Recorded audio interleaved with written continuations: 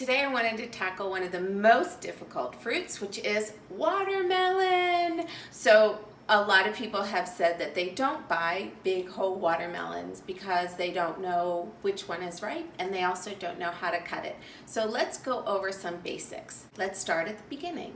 How do you tell whether a watermelon is ripe or not? Well, there are many ways, in fact.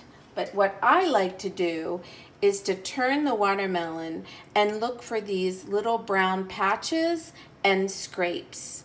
What this actually is, that's actually damage. What these usually are insects trying to get at the sweetness of the fruit.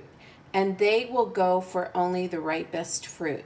So things like that, which most people think are bad, are actually what we want. Then I also look for things that are green and then have a big patch of a yellow or lighter green. And what this means is that it's been sitting on the ground for a while ripening. What we're trying to get at is fruit that's been vine ripened. First thing I do when I get this home is rinse it.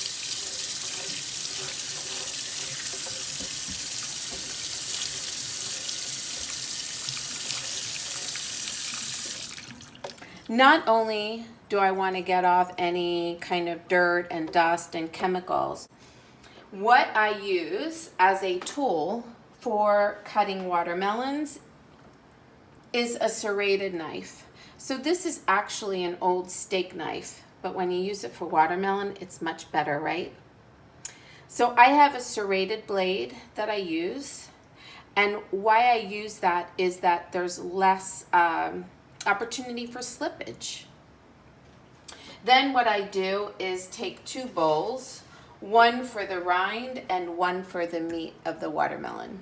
So let's see how I did on picking a ripe fruit. I usually start from one end, right? And I cut off the round piece, the little cap.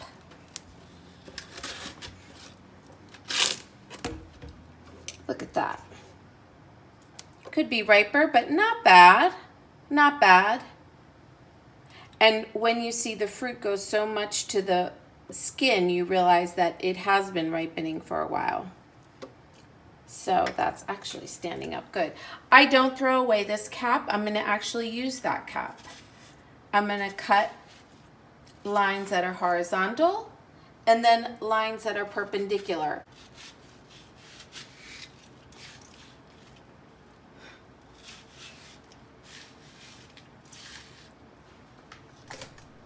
Once the cap is taken off, now we're ready for the rest of the watermelon. I make 2 cuts on either side of the watermelon and then 1 cut across.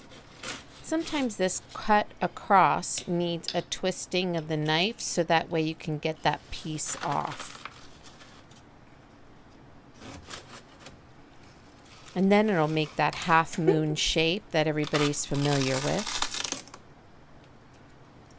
I'll usually do a cut down the center of this and then cuts down.